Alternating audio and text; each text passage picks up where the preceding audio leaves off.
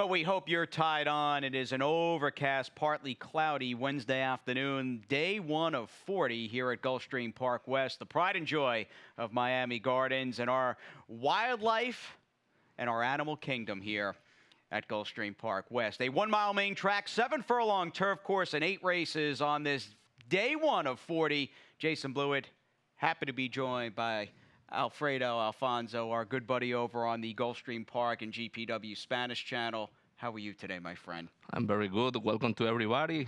Buenos días a todos y bueno, bienvenidos a este show de Gulfstream Park today, Jason. Now, when I come on the Spanish channel at some point, even if it's in 2050, I will brush up on my Espanol, maybe do a little open. Maybe by the end of this meet, my friend, you might have me speaking a little Spanish on the air. You are very welcome to do it. No, I appreciate that for sure. But again, I mean, all kidding aside, and it's great to have Alfredo here and hope you're doing all right with that 2-day turnaround. And that'll be the norm. We run basically 40 days, of course, between now and the end of this meet, and we will run Wednesday through Sunday, but great coverage over at GulfstreamPark.com, ExpressBet.com. You're looking for the races covered in Spanish. I mean, you guys have a big team and really do a terrific, thorough job. Thank you for that. Yes, we are working with Epica TV and also on the social media with the Twitter for Gulfstream Park. And you've loved, I'm assuming, racing all, if not a good chunk of your life? Yes, of course. Since I was a kid, my mother tried the Pick 6 at Venezuela, my native country, and I love it from the very beginning. So I have some favorite horses you were asking me before the show, and I love Secretariat, Cigar, and recently California Crown. Right, that is the barrier to entry per se, or getting through the door. You got to have a favorite horse, and Alfredo rattled off those 3. Told me Big Red, Cigar, and again California Chrome was just a wonderful racehorse. And there's a nice little tie-in to this opening week here at GPW with California Chrome, because Todd Pletcher has got a 2-year-old half brother to California Chrome running here fairly early on Friday afternoon with jockey Edgar Zayas. Yes, but by tap it, well, we expect that he's going to run very well that day. Yeah, cost a lot of money, $1.1 million for the Tabors, and Magnier is going out for Coolmore. That'll be Friday afternoon. We will dive in, though, certainly of the immediate variety. We'll dive into the multi-race lineup on this opening day, Wednesday, October 2nd. Obviously, no carryovers to be had. Of course, we are less than a week, about 5-6 days removed from somebody hitting the Rainbow Six across town at Gulfstream Park last Friday for over $2.2 million. We will certainly focus in throughout the afternoon on the 4 dirt races, 4 on the turf, and you, my friend, not only in the hot seat coming up with your favorite horses, you can take it away in that early pick 5. Yes, let's see the ticket that we prepare for the early pick 5.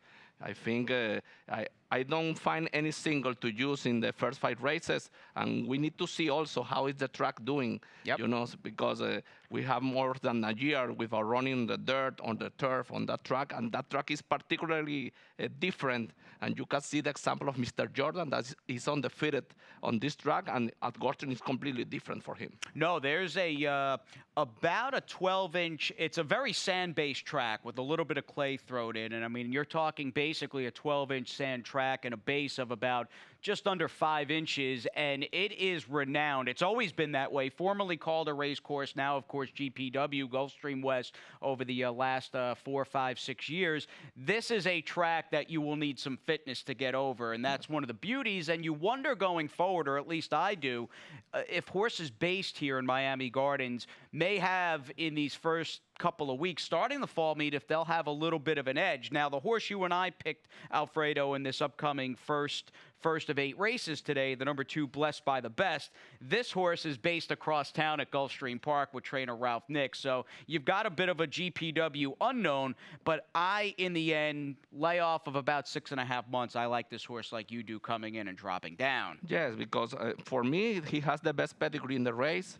He's a grandson of Medaglia de Oro, and he received, this 5-pound allowance from apprentice Christian Torres that I think is very important. And Ralph Nix also has a 21st winning rate when he's passing from maiden special weight to claiming races. So this horse, for me, is the first pick of this race. No, I like him as well, coming back with Ralph, and a trainer change to Ralph, by the way. And look, to me, this race really boils down to, do you want the 4 Handsome Chewy, who may be favored or certainly going to be a shorter price and among the top 2.5 bet horses in the race. He's got the recency, the 4 Handsome Chewies. He drops down. And then you've got the 2 layoff, well-connected layoff wildcard types like the 2 Blessed by the Best and the Kathleen O'Connell horse, who you have second. You like the layoff drop-downs in this race with the 5 Friendly Fella. Yes, it's a horse that is trained by Kathleen O'Connell, has some speed, and I think Jairo Rendon is doing very well in the last days.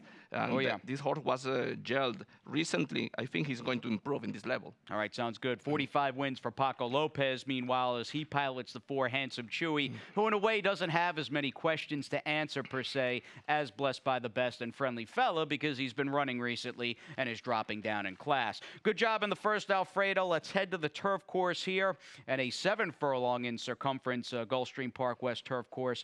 And race number 2 is a $12,500 3-and-up Filly Mare Claimer. And I see you did not go back to the 4 Rosa Star. I had to try to beat her in this race. She has just burned so much money, and you and I took different horses, but we're both towards the outside.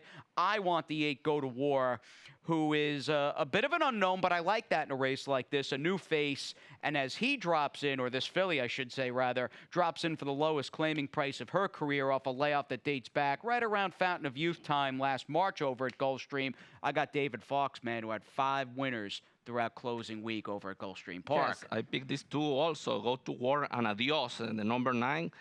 They are coming from better races to this low-level race. I really think they are working very well. Yeah, they're working very well. 4 furlong in 47 and 3, Go to War, and the other one, Adios, 4 furlongs in 47 and 2. And they have time, to improve these last months. And I think they are going to run very well. And Rosa Star is not a star. Yeah, no, Rosa Star is not a star. The chalk players, people that like back in the favorite, she's been, although consistent in the 2nd and 3rd place finisher department, she has been unable, I should say, to notch that elusive maiden victory at 0 for 20. She's lost at even money, and 6 to 5. 4 out of her last 5 races. So Alfredo and I like some of the new faces who are dropping down to 12-5 in the second. We can take a little time out on this opening day edition of Gulfstream Park West today, and we'll be back with the Rainbow Six after this. The best chance for success begins with a solid foundation. At Hardacre Farm, early personal one-on-one care starts the journey to becoming a champion. Bred to leading stallions, our mares represent the highest standards. Hardacre Farm's signature in the breeding industry. Based in Ocala, Florida, breeder and owner Amy Tarrant has inspired excellence throughout her entire career. In your quest for success, start with Hardacre Farm, breeding the champions of tomorrow.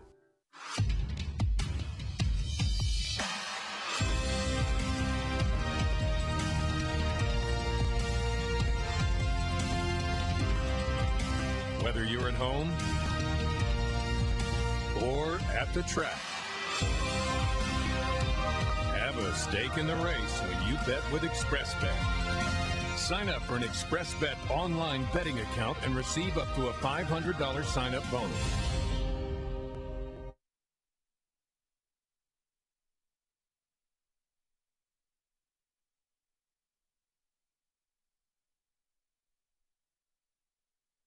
Fast and firm on this opening day, Wednesday, October 2nd at beautiful Gulfstream Park West. Jason and Alfredo joining you from our GPW studios in Miami Gardens. And as we dive, before we dive, I should say, Alfredo, into the Jackpot Rainbow Six on this opening day, the first of 40 cards. I know you're a fan of the Stronach 5, and we bring on another Friday 12% takeout Stronach 5 lineup, if you will, a bi-coastal sequence that includes 2 races from Laurel Park, in fact 3, and we've got one here from GPW as that second leg. Yes, and I love the takeout, especially 12% only, and the payoff is excellent, like Ronnie, hitting for almost 4,000 recently. Amazing. $72 ticket a few weeks ago, and Ronnie hit for just under $4,000. As Pete Aiello, our good buddy who we like to tease and have a good time with, he says, all aboard, hashtag Overlay City. We'll see you out here hopefully Friday afternoon with that October 4th. How about that? Off and running in the month of October with the 12% takeout Stronach 5. Coming home and staying localized here in Miami Gardens on this partly cloudy Wednesday, we have the opening leg of the Jackpot Rainbow Six. And we've got a real favorite here, and a ticket where I opted, much like Alfredo's early pick 5, I don't have a single in a play that cost, of course, for 20 cents, $19.20 total.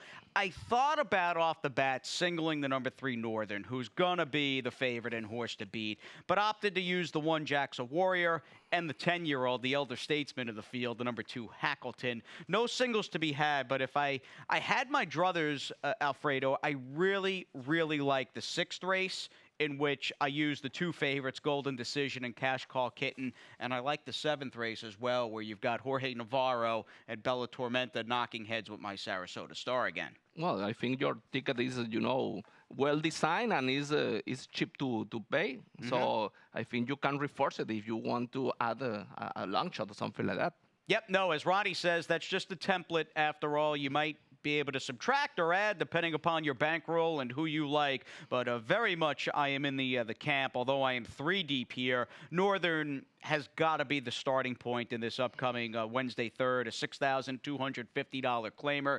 You picked him, I picked him, and here he is. We like this horse by virtue of his recent form. In this race, although we're showing you just an individual effort some 3.5 weeks ago on September the 8th over at Gulfstream Park, this race in a nutshell, I think, really embodies Northern's 2019 campaign as a whole, in which he's been able to rack up 6 victories from 12 starts. And this is what he does, my friend. He loves getting to the top and just not slowing down.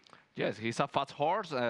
His closing ways are not the best all the time, but I think he's 1 for 1 at Gulfstream Park West. So he proved that he loves that track. So he's going to be a tough rival today. Definitely. And he's going off the claim for Kathy Mungeon. Now, it did seem, and it appears, that Elizabeth Dobles of late did perhaps a little better than any other trainer that's put the tack on the 3 Northern. But as we said, across town at Gulfstream Park, Kathy Mungeon flies under the radar, but she's had a good year. She's done a good job recently claiming horses and getting good efforts, and we like Northern as the favorite. Tell us a little bit about the 1 Jackson Warrior, who might be the biggest danger. Yes, the biggest danger despite the inside post. But Robert Falcon Jr., 24% of winning rate. Raylu Gutierrez, if this horse has a good jump at the beginning and rate behind Northern, could be a surprise at the end, like the number 6 Dance Around with Rohan Crichton and Carlos Montalvo. He's a real danger in this race for me.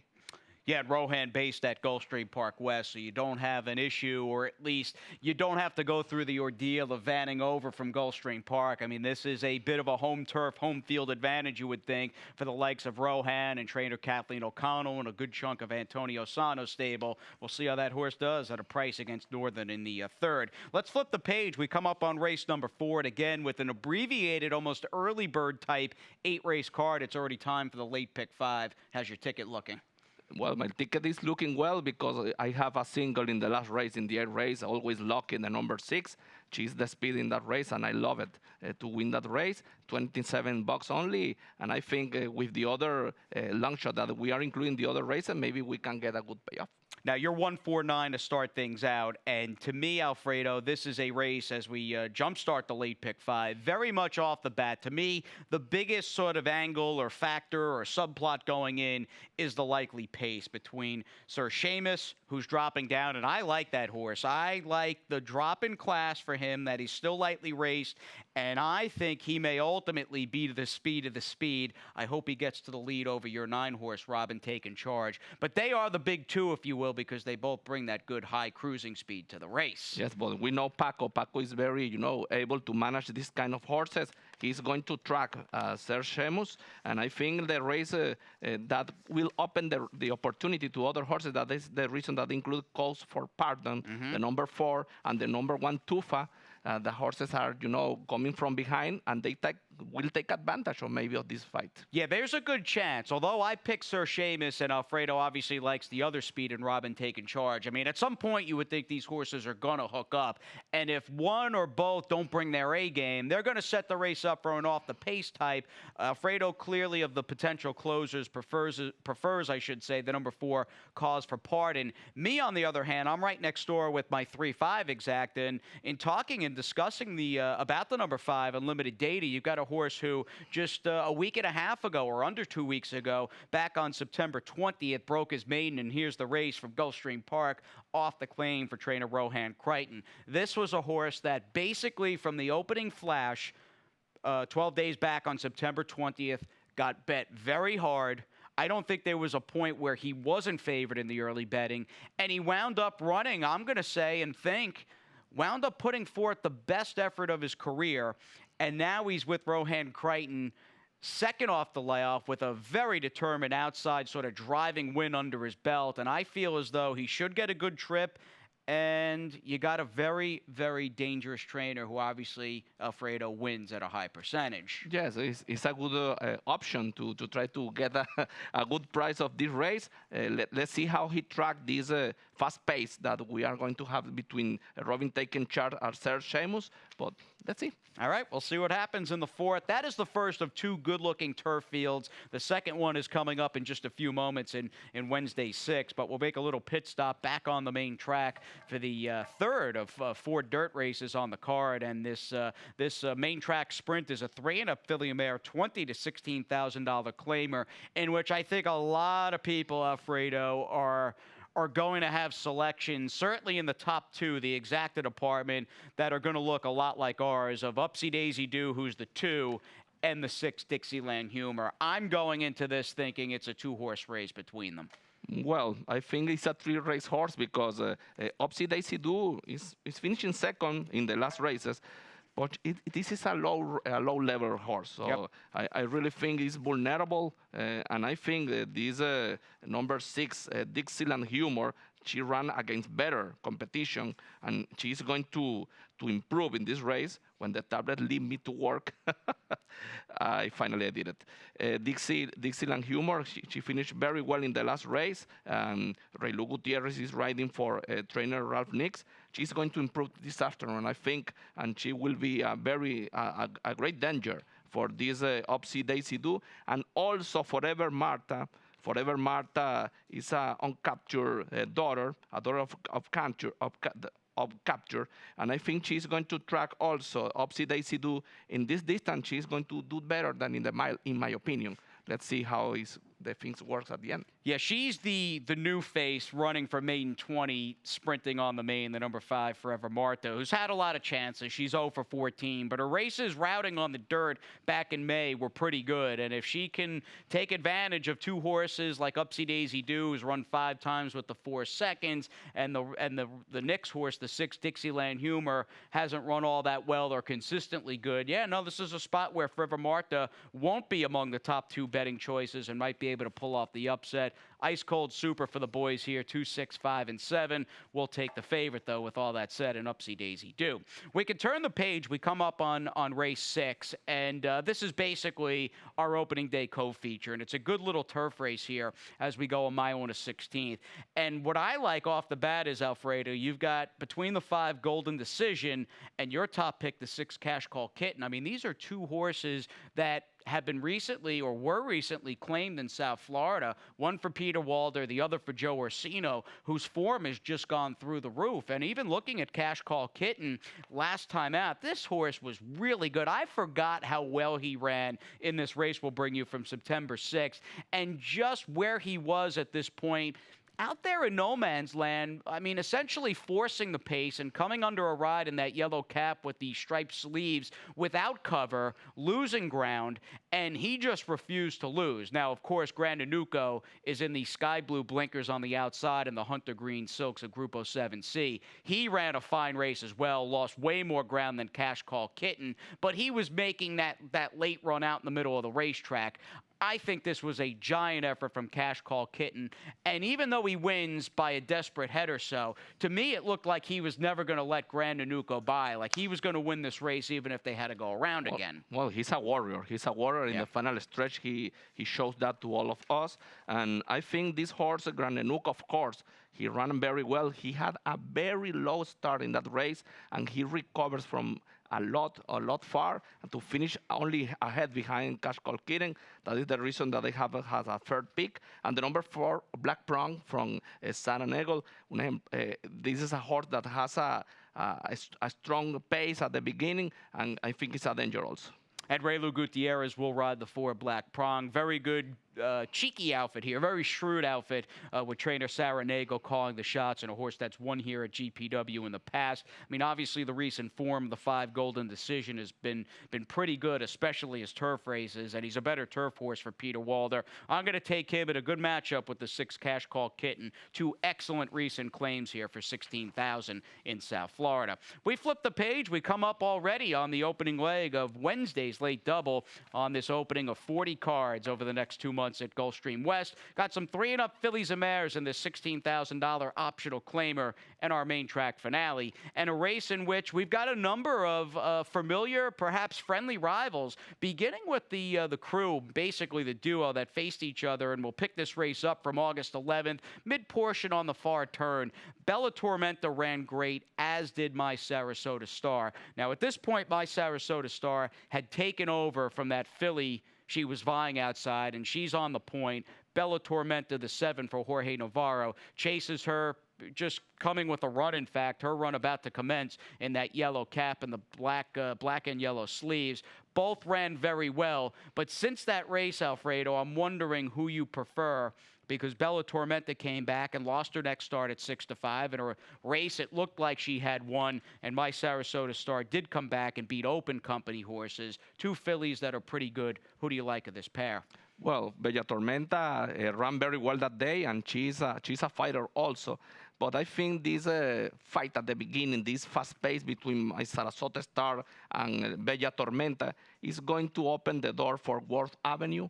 If she jumps well, she has a good run in the final stretch. This trained by Aubrey Marash and ridden by Miguel Vasquez. I think she's a danger. That is the reason that I'm picking her in the first spot. And Bella Tormenta, because her speed has a second choice, I really think they are going to beat My Sarasota Star today. Yeah, now, My Sarasota Star gets Christian Torres, goes from the rail, but Bella Tormenta is nearly as fast. And let's not forget the 7, Gabrielle Elizabeth. It looks like you might potentially get a 3-way pace battle where they're motoring in this race. And I had a similar idea to yours, and you took the 4 Worth Avenue, obviously, who's one of 2 in the race for Aubrey Mirage.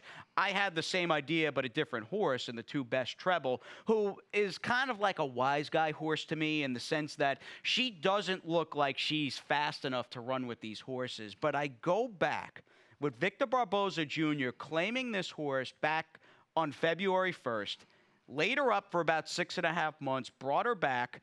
No one was beating Liza Starr in her last start. I mean, she's been so good, as you know, of late for Ron Paolucci and Peter Walder.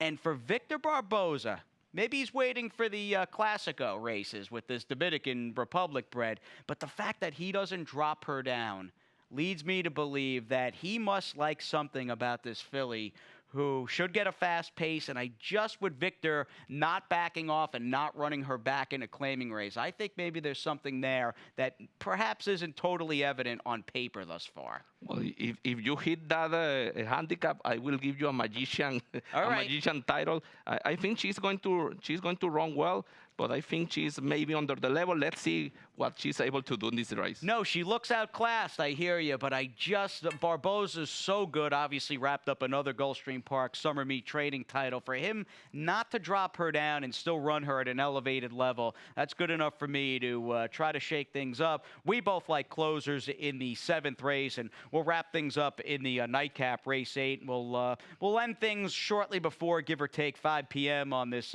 October the 2nd at GPW. We're on the turf. We've got some 3-and-up filly and mare, 12-5 maiden claimers. Your Rainbow 6 single is here, or late pick 5, rather, the number 6, Always Lucky, who's just the horse to beat. Yes, well, it's very risky, I know, because it's a low-level race, but she's the speed of the race. Yep. She was leading in the last opportunity she was running, and she was close to the wire when she faded and was outfinished by Intricately. I think she's going to slow down today the things at the beginning, and she has the advantage, the speed. She's going to win wire to wire, in my opinion. And she's got that good last out race you were referring to, whereas the 11 who I picked in Kaylani has not run all that well. And as we check out Always Lucky, here she is last time out on the point. Just a very good effort out of a filly who seems to have come to hand, maybe a combination of getting with trainer Jenna Antonucci, switching over to Jenna's barn, and it does feel between her effort on August 18th and this last run on September 5th, this is a filly who has just taken a step forward, and again, that early speed tends to go a long way, doesn't it? And the pace that day was too fast, 23 and 3, 46 and 4. I think today she's going to slow down this group. I think so. Now, Kaylani is not in. That was a good effort in defeat last time out from Always Lucky. Not the case with my top pick, the 11, Kaylani. At least she's not laid up, though, Kaylani. And she's got turf races. Well, that turf race 2 back puts her right in the thick of things. And even her dirt races are respectable in a field like this. And for Yvonne Belsour to not give her 60, 90, 120 days, in a way, in my mind, that tells me maybe there was a little bit of a minor issue in that last race, August 25th, and they feel as though they've got it corrected, and she's going to run more in line with her effort 2 back in late July. Yes, I hope so. That day, she disappointed. The performance was terrible, but she needs to improve for this race. This group is very weak. And I think between these two, Always Lucky and Kaylani, we have the winner. All right, I hope so, my friend. That's your late pick 5 single. I'm too deep in the Rainbow 6. Great job today, my friend. Really I'm doing nice my job. best. I'm doing my best. I need to practice more my pronunciation. Well, let's come up with some winners. First race, about 105, give or take. And our man, Pete Aiello. A couple of stories up top. He's got those scratches and changes on this opening day at Gulfstream West.